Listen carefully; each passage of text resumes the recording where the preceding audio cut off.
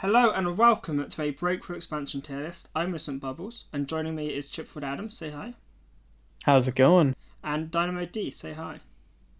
Heyo. So I believe this is the last in our 5-part series where we're going to go through each of the nation's cards in the expansion that just came out, Breakthrough, and we're going to rate them on a tier list. So today we are doing Britain, and without further ado, let's get straight into it.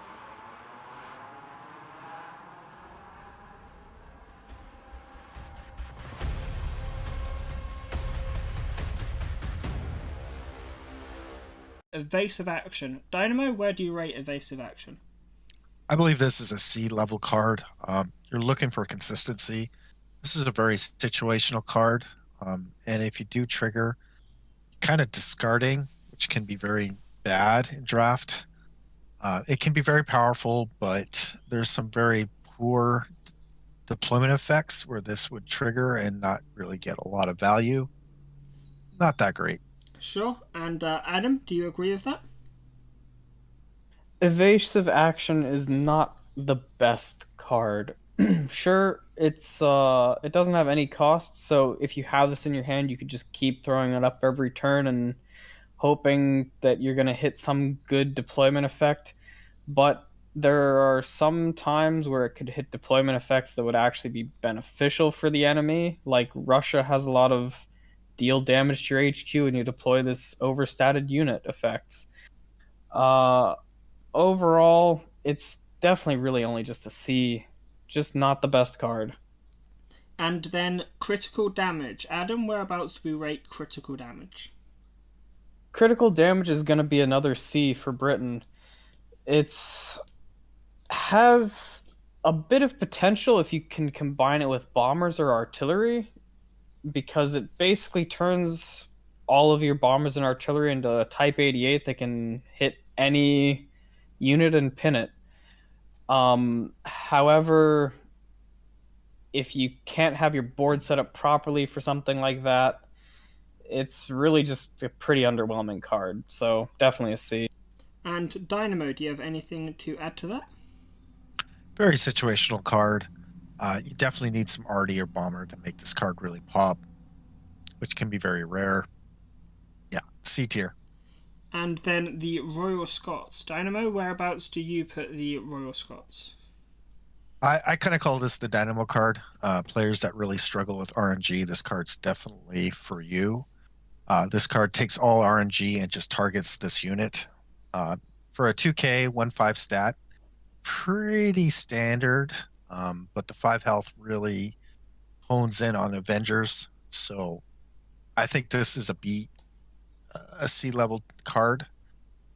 I want to say B just because I love this card, but we're going to rate it as C just because it's very situational as well. And Adam, anything to add to the Royal Scots? Some of the big perks for Royal Scots is it gets hit by death from above, so that none of your good units do. It gets hit by Avengers. It gets hit by B-17s. It gets hit by M8 howitzer procs. All in all, it has some good tactical purposes, but is probably better when you can build a well-rounded deck with this thing as a centerpiece for defense. Whereas in draft, you really don't get the opportunity to do something like that. So it's gonna have to be a C. And then Airdrop. Adam, where would you rate Airdrop? Airdrop is yet another C for Britain. Unfortunately, this card is incredibly situational. Assuming your opponent only has one card in the front line, and assuming that you can retreat it and then prevent them from attacking or killing both of the little spawned units the next turn, it can be very powerful. However, the stars frequently do not align for something like that to occur. So it's really just a C. And Dynamo, anything to add to Airdrop? Yeah, it's very situational. You're looking for consistency. This card does not check any of those boxes. It's a pass for me. Definitely C tier. And then the Arvo Anson. Dynamo, where do we rate the Arvo? This card is just horrible stat line for a 3K unit. Doesn't have any instant deployment effects. It only gets draw when a Spitfire attacks. You might not get a Spitfire in your deck, which makes this card even worse. I would just pass. D tier. Yeah, straight to D tier. Adam, any thing to add to the Arvo? Bad stats for cost, very narrow use. It's just not a draft card at all. And then the Irish Guards. Adam, where are we rating Irish Guards? The Irish Guards are an A tier. For 3 cost, you get a 2/4 with Fury. And it has this neat little pincer that gives +1 attack to it and whatever it's pincered with. This card, if you can get the pincer to stick and move this to the front line, is a 3/4 with Fury and only 1 op cost. That's some serious damage you can be hitting with on turn 5 for very few credits. And Dynamo, any thoughts on the Irish Guards? Very strong card. Put this on an artillery piece, a bomber. Gets it really strong. A little slow due to infantry, but the pincer is very strong. I definitely A tier on this. And the RAF Ground Crew. Dynamo, where are we putting the RAF Ground Crew? Obviously, you can't trade with this unit, so it's very poor. It's a combo card piece, situational. You might not have Spitfires in your deck. Definitely, I would pass D. D tier. And Adam, do you agree? While its effect may seem quite strong, if you don't have Spitfires, or even if you don't have a lot of Spitfires, it's just very difficult to make use of. This could just be a very dead 3-drop. D tier, and that's all. And the Cruiser Mark III. Adam, where do you put the Cruiser Mark III? The Cruiser Mark III is quite a strong card. A tier for sure. Just going off of its base stats, this is old Panzer 3 stats. Panzer 3H stats. 2 and 5 for 4, with only 1 op cost. And when you add the pincer to it, sticking that on like a bomber or an artillery, also making this card a 4/5, which is quite strong for 4. Just all around a solid card. And Dynamo, anything to add to the Cruiser Mark III? Yeah, this card checks all the right boxes. Trades well, cheap, great op cost. Definitely A tier card. I wouldn't pass this at all. And Dynamo, what about Fog of War? Where's this card going? There's some really good combo pieces for this card, but in draft, combo is really hard. It's definitely a D tier. Yeah. Really hard to say much about this card. It's put this on a Leo is very strong, but again, situational. You're looking for consistency. And Adam, any feelings on Fog of War? Fog of War is one of those cards that people see and they immediately think of all the amazing combos they'd like to do with it. But the reality is you probably won't get those cards in draft, and even if you do, you then have to have them in hand or on the field or in whatever position they need to be in so you can actually get everything to play out the way it needs to. Very, very low percentage plays altogether. Just D tier. And Sea Patrol. Adam, whereabouts is Sea Patrol going? Sea Patrol is another great combo card, which makes it another bad draft card. It's 4K to deal 2 damage, which is a lot to pay for very little damage. If you had the planes, then in theory it could be good, but there's no guarantee you'll have the planes, so just D tier. D tier. And Dynamo, anything to add to Sea Patrol? Yeah, the only saving grace to this card is that you can hit HQ with this card, but even then for 4K, just really out of the price range for cost efficiency, I would pass. And the Seaforth. Dynamo, where are we going to put Seaforth? This is a snap pick for sure. Brit's all about control. This just checks all the boxes for any control card. Sticky unit with the 8 health, amazing stats, and then the buff on the enemy's turn gets it out of the range of certain removal cards, which makes it even better. Usually you can get 2-to-1 trades with this thing. Just really strong. Should pick it up every time. Yeah, Adam, how do you feel about the C4s?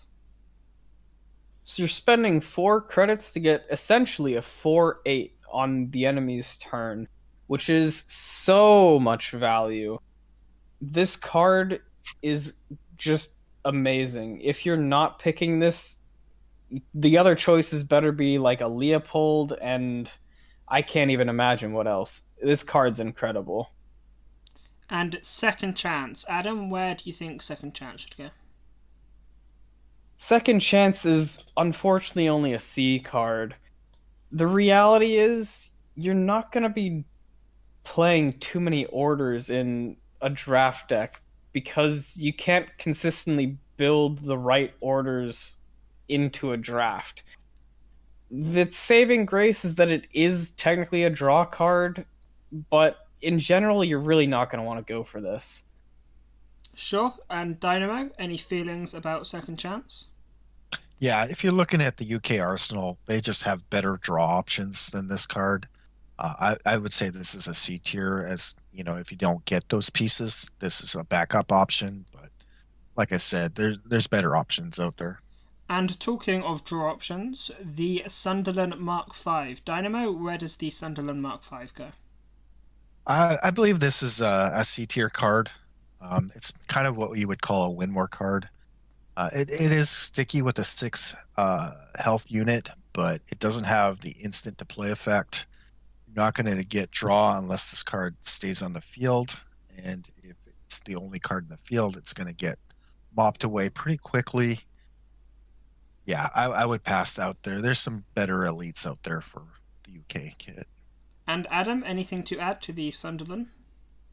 All in all, the Sunderland is a bit of a win more card.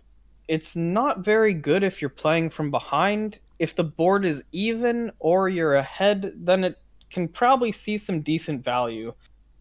Ultimately, that makes it kind of situational because you can't always control what position you're going to be at that stage in the game. So it's really just going to be a C.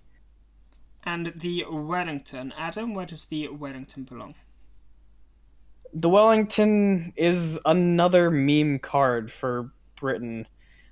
If you have a lot of orders and you play 4 orders in a turn, you get to play this thing out for free, and wow, you got a 5/4 bomber out in the field for nothing, which sounds great, but the reality is, when are you ever going to get that combo off? Stats wise, it's not so impressive for its base cost, and even if you're playing it for a reduced cost, it doesn't have blitz or anything special like that. So really, it's just bad D for sure. D tier. And Dynamo, anything to add to the Wellington?